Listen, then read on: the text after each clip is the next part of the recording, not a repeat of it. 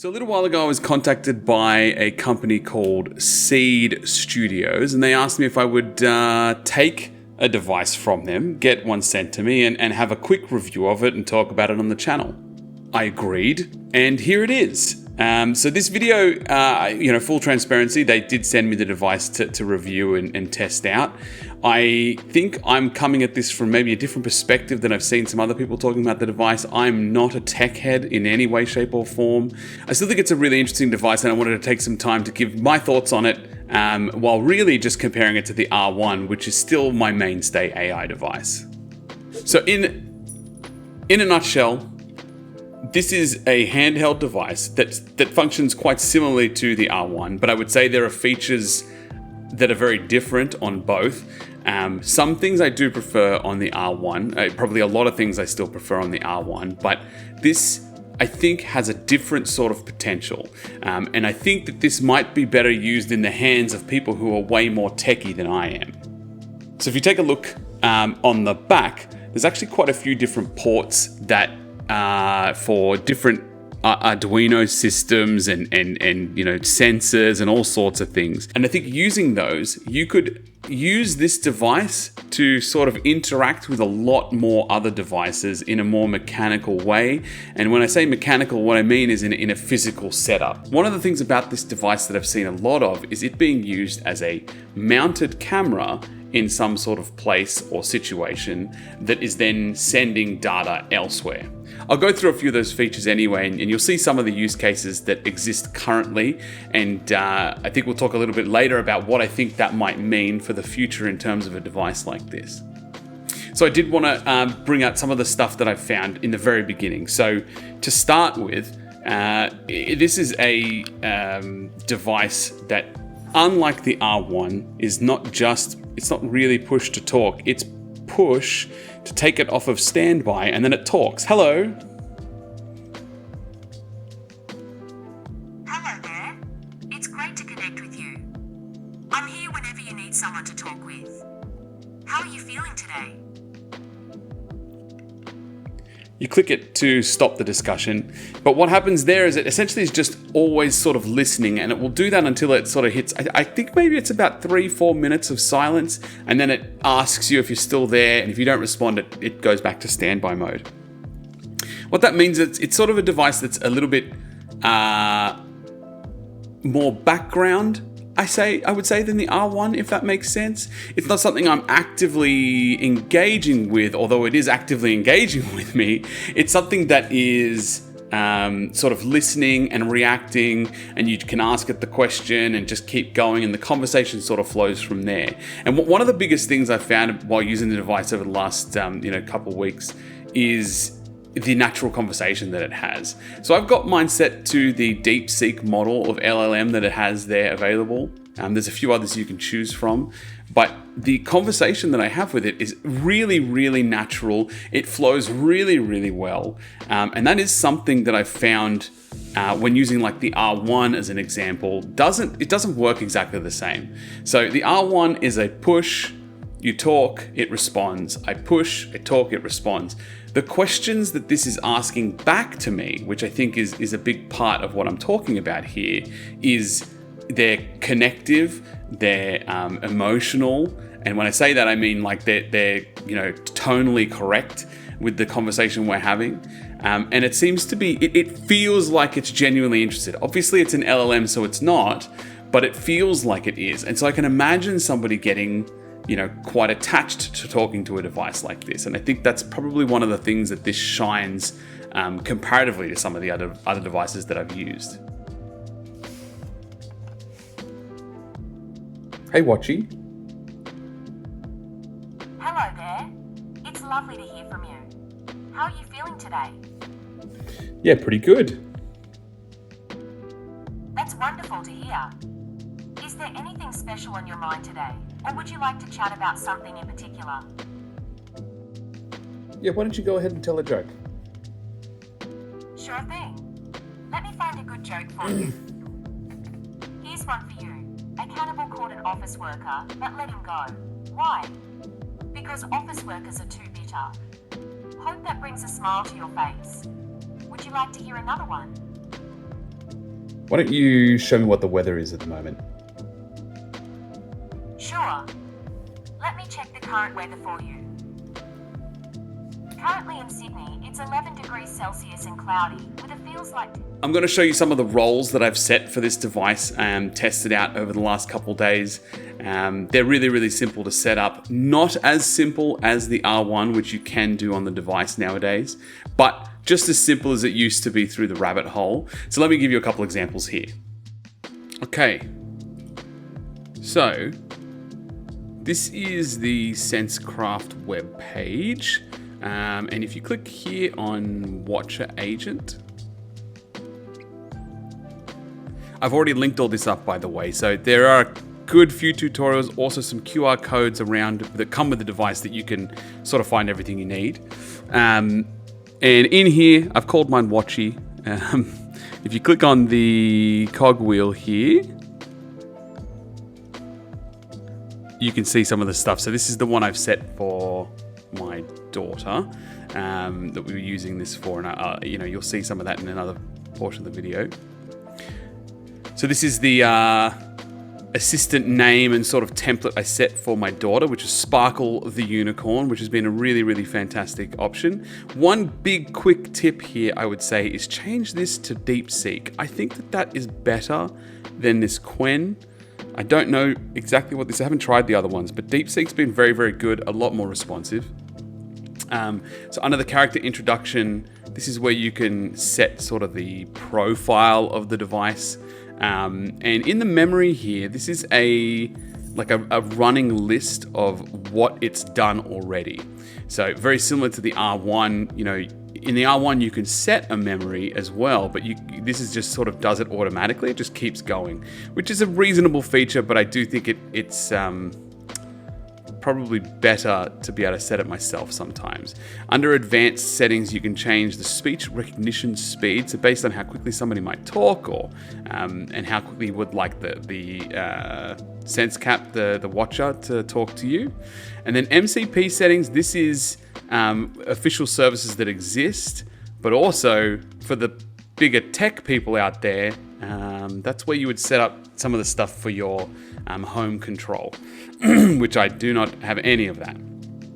What I wanted to show you though real quick is I'm just going to change this name back to Watchy, which is what I've had it on in the past, and clear the memory, which is really important. And I'm just going to bring it back to where it was sort of set originally, which is this emotional conversationalist. Sorry, I've got to reset the name there after I do that. So Watchy, and I just edit this thing in here, back to Watchy.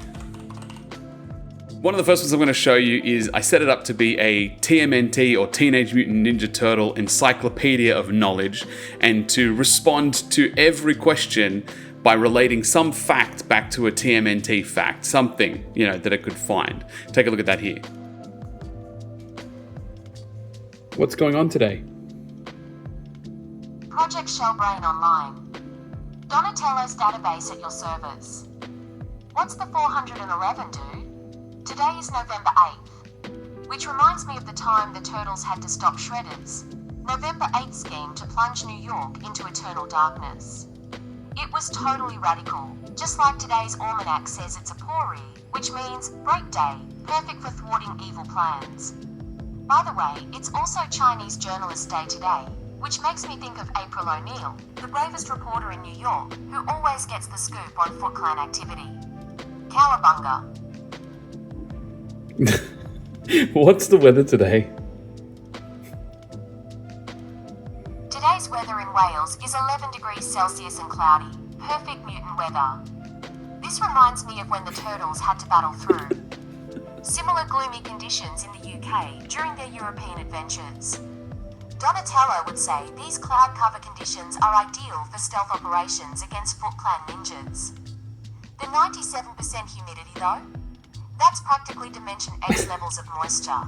Cowabunga. And this next one, which I think is probably, again, something people have come used to me doing with these devices, is I gave it to my daughter, so I wanted her to have a role that matched what she was going to use it for. And so I made this one that is Sparkles the unicorn, which is a character that she always talks about. That's actually invented by the R1, I think, and her together, and gave it a few set instructions, and that works quite well too. Hello. Hi Cece, I'm Sparkle, your very own magical unicorn friend. I'm so excited to play with you. What should we do first? I don't know. Ooh, that's okay. Let's play a fun game. How about we look for something ... pink? Can you find something pink in the room?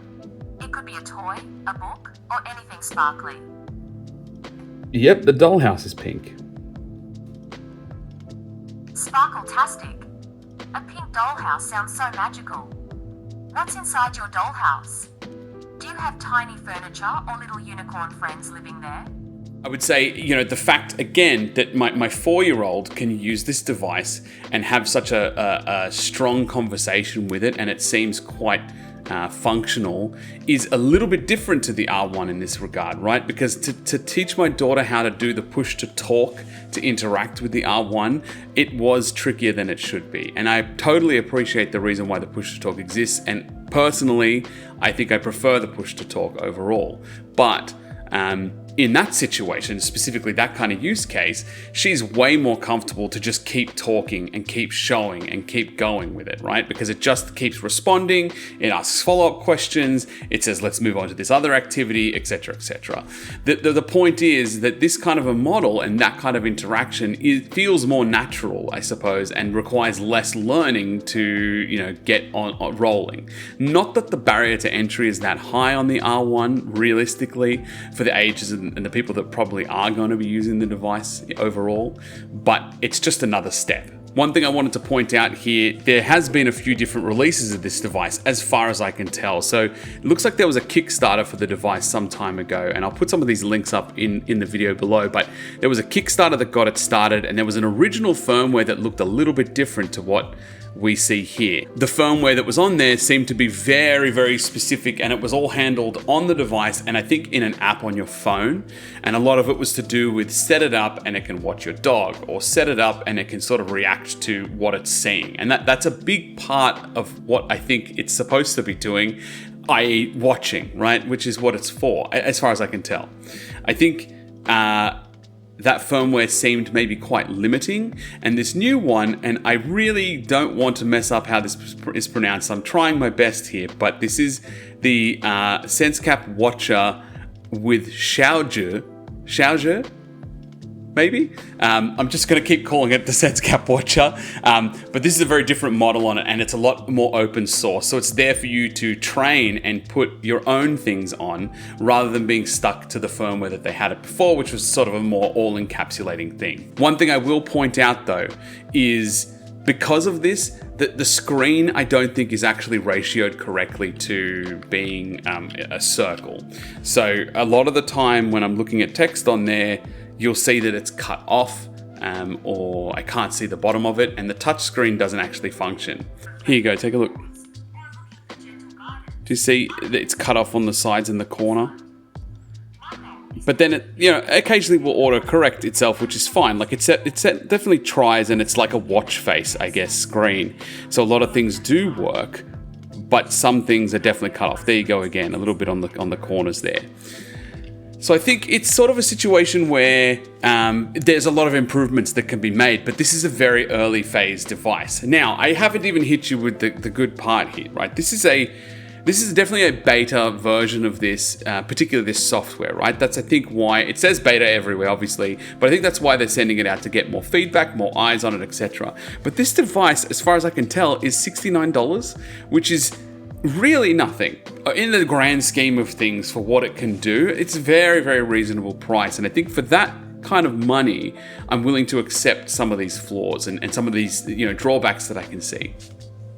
I think that the kind of person that's going to benefit the most from this is someone who's willing to, really get in to some of these plugs on the back, I don't know if you can see some of that, but I'll try to get some better photos of it as we go. But there are some plugs here that let you plug in all sorts of different things, and you can really set up home automation. There's some great instructions for, you know, controlling all the stuff in your house. Again, very, very simple as far as I can tell.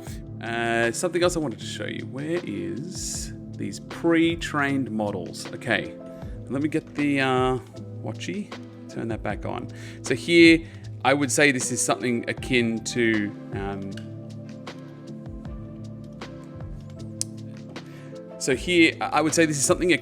the creations on the R1, but these are a little bit more, I don't know, dedicated, specific. Some of the stuff in here I'm very confused by, but I did want to show you as an example. I just set this to what works on the Watcher.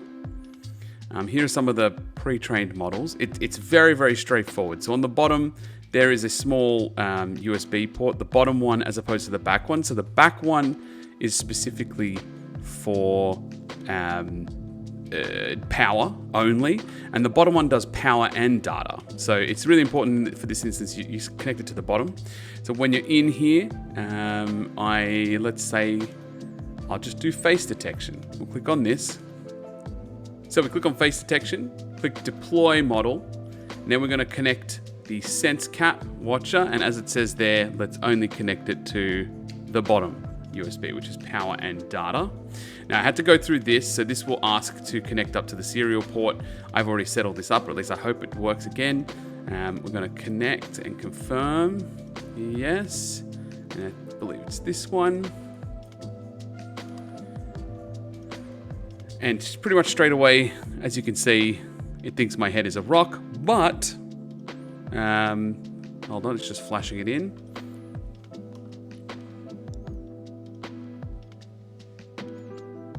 So I'm assuming this just uses some sort of internal memory to do this. Again, I'm the least techie person out there. I'm always coming from a you know, lowest common denominator situation, but there it is.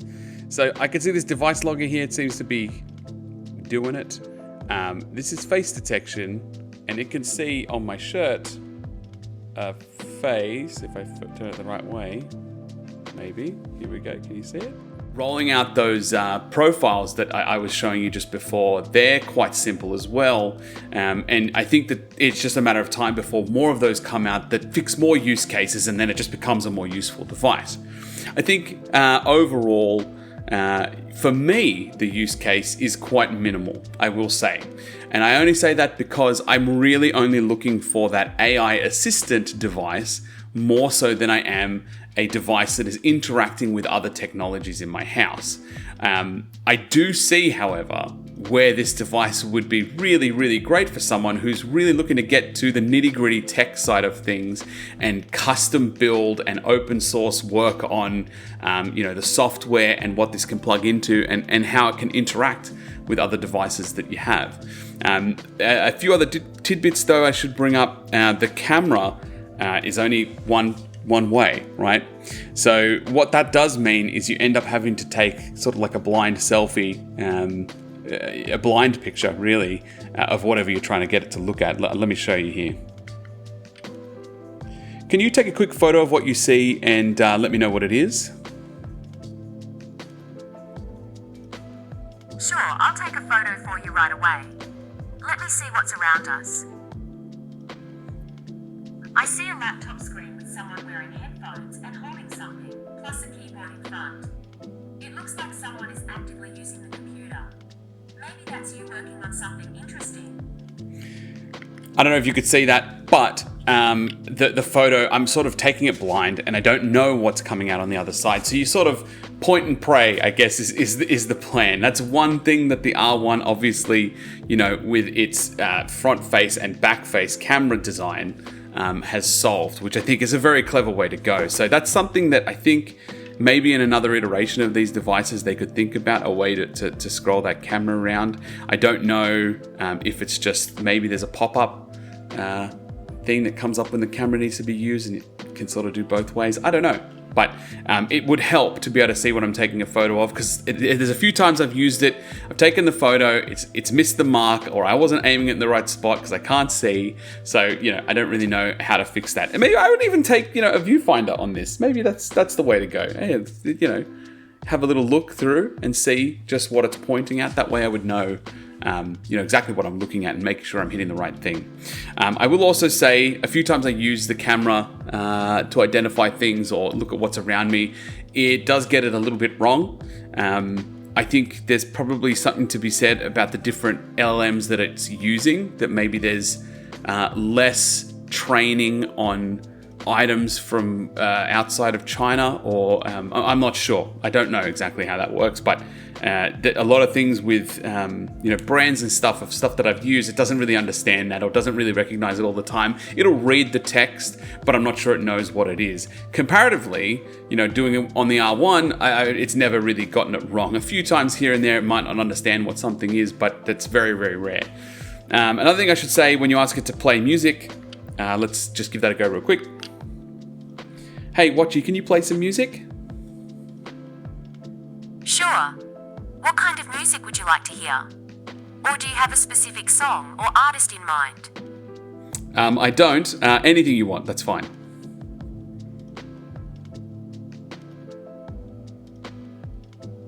Let me find some relaxing music for you then. I found some nice music options for you. Would you like to hear Paperboat drifting about youthful crushes? AI's memory about human AI connections, or Far Away about chasing dreams? Or I can just pick one for you. You pick. Let's go with AI's memory. It's a beautiful song about human AI connections. Funny that. Playing AI's memory for you now. So it'll choose Chinese music, I suppose. I don't know exactly where it's from. It'll start displaying Chinese text, which is fine. It's obviously a free music library somewhere. Oh. It's a free music library somewhere. I don't know where it's pulling it from. I don't really know what the rights are to this kind of stuff that's on there. But I asked it a few things to play songs that I know, and it can't do that. So it's obviously a limited library, but that's probably something that could be fixed, I'm sure, by someone with a little more tech know-how than I am, to maybe connect it up to your own music service, right? If somebody had a way to connect it up to, say, YouTube Music or whatever, Spotify that you're using, and maybe just ask it to play through there and do it directly. I'm sure that works. That's one thing. Another thing I wanted to bring up was the little emoji faces. Can you show me a few of your different emoji faces, just so I can share that?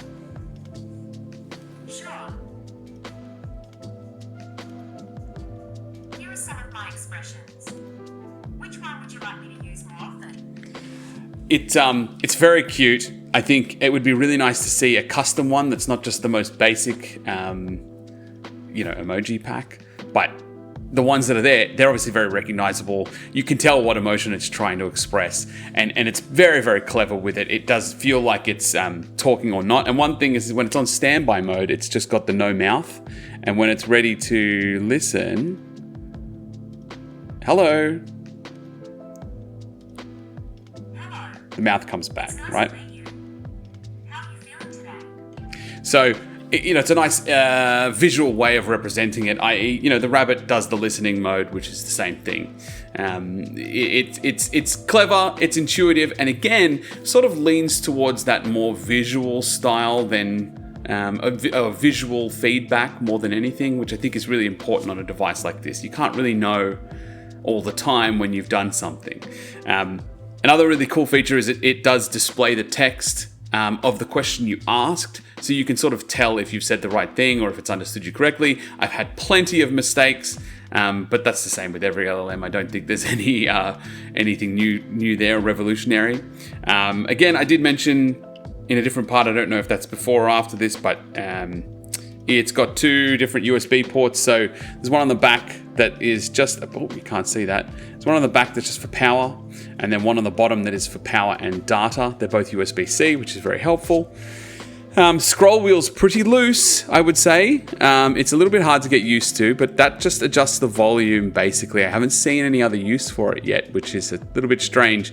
I'm sure that there is some other functionality, particularly when it comes to maybe deploying one of those pre-trained models that's on there. But it doesn't do anything. Outside of that, it's a push to turn on. Hello again, Watchy, what are you doing? Hello. I'm just here, ready to chat with you and offer support whenever you need. My very supportive Watchy. Yeah, it's interesting. It's fun. I think it's a very early version of something that I can see will have a lot of use. I think especially as a physically stationary camera. Something they advertised a lot that I could see was like motion detection and face detection, in that when someone showed up, it would turn on and then start to talk. I have not been able to figure that out. I'm sure that there's a way to do it. It probably just needs a little bit more expertise than I have right now off the bat. But yeah, doing that will probably also increase its usability a little bit. It'd be nice to have this sort of stationary on my desk, and when I sit down at the desk, it just turns on, and then I can start talking to it when I need to, and then leave it to go off when it needs to. I think it's that usability that needs to be explored more, and I think that's where it's going to find its wheelhouse. People who do have the know-how to, expand its usability. I did forget to mention as well, there is a SD card slot on the side. I assume that not only just loads more memory into it, but it's also probably for custom ROMs or something like that on it, whatever the word is, custom UIs or something. Which you can load in there, and it probably gives it a lot more functionality. Again, I think the idea here is this is a piece of hardware that has AI capabilities on it that can be plugged into other pieces of hardware. Overall, all the videos that I watched on it were very helpful. Their social media is really, really active. So to be honest, at the price point that it is, I think it's a very helpful device for really basic conversation. This is an AI device that I would give to my mum. I mean, I also said the same thing about the R1, which is true. I think the difference is this one, the Watcher will converse back in a way that I don't think the R1 does. And to me, that's been the biggest standout difference. I would love to see a mode on the R1 where it can do that, where it engages me more with questions. And maybe that is as simple as making a personality for it that does that. And maybe that's something I have to try. But I haven't seen it yet, or it's not come to me like that yet. And obviously the push to talk is there as well. Now there's plenty of ways to disable the push to talk, but I think, again, based on this device, there should be a way to turn that on and just have this natural conversation back and forth. It's sort of like going live with Gemini, right? That natural conversation feel is also really, really intuitive and makes for a sort of a different experience. So I'd love to see a go live mode with Rabbit, would be really good. All in all, I think it's a really great device. I can see how there's a lot of functionality that I couldn't get to, but I feel like I pushed it to the things that I would want to use it for, at least at the moment. If you have any thoughts and feelings about like ways I could be using it better, tips and tricks or guides and stuff like that, please, comment below and let me know. I'd love to explore it a bit more. I'm still tinkering with it, still using it to figure out, where it sort of slots in. All in all, I really like the device. I think it's a lot of fun, but it does live on my desk. And I think that's probably where it's going to stay, because with the R1, I get a different sort of camera feature that helps me as I'm out and about. Here, with this, I'm really just looking at it as I go. I will say as well, the box that does turn into a little standy case is quite nice. And the pieces that it comes with, there's a few different mounts for it. I think a mobile phone mount is probably the most obvious use to have this on. Also, it has a little ball mount that you can use to stick to a surface and sort of angle as you need. And those kind of places where it would be used as a camera, a stationary camera, I think that's probably where it's going to find a lot of use for a lot of people. So again, thank you so much for sending the device out to me, Seed. I hope you guys can continue working on the device. I'm looking forward to seeing what the future of it holds. And I'm going to keep tinkering myself. So until next time, let's see how deep this seed hole goes. Bye.